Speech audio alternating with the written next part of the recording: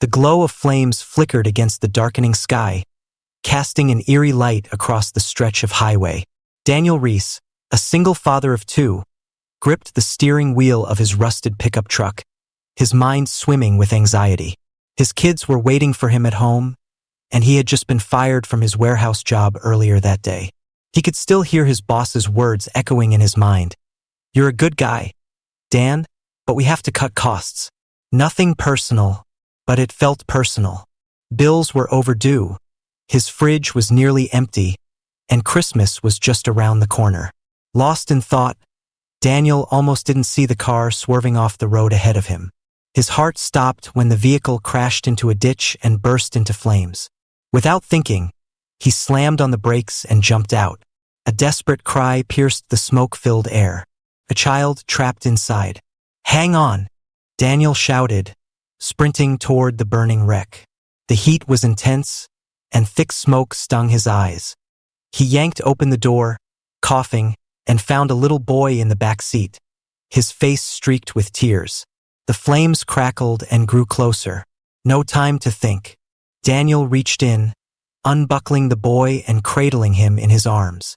Just as the fire roared to life behind him, he staggered back to safety, collapsing onto the grass with the child trembling against his chest. A terrified woman, presumably the boy's mother, rushed to them, sobbing. "Oh my God! Thank you! You saved him!" she cried, clutching her son. Daniel nodded weakly, still catching his breath, before slipping away into the night. The next morning, the knock at the door startled him. Daniel had been up late, trying to figure out how to explain to his kids that Christmas might be a little different this year. He shuffled to the door in sweatpants and a worn hoodie, opening it to find a sharply dressed man in his 50s, standing with a serious expression. "Mr. Reese?" the man asked. Daniel tensed. Yeah. Who's asking?" The man extended his hand. "I'm Charles Wainwright, CEO of Wainwright Industries. My grandson was the boy you pulled out of that car yesterday." Daniel blinked, his mind struggling to catch up. "I've been looking for you since last night," Wainwright continued. "I wanted to thank you personally. You saved his life. If you hadn't been there..." His voice broke for a moment before he regained composure. Daniel shook his head. "I just did what anyone would have done." "No," Wainwright said firmly. "Not everyone would have risked their life like that." He paused, studying Daniel. "I understand you lost your job recently. That's a shame for them because men like you are exactly the kind of people we need." Daniel's breath caught. "I have a position available at my company. Management level. It's yours if you want it. And don't worry about starting pay. We'll make sure it reflects your bravery." Daniel opened his mouth to respond, but no words came out.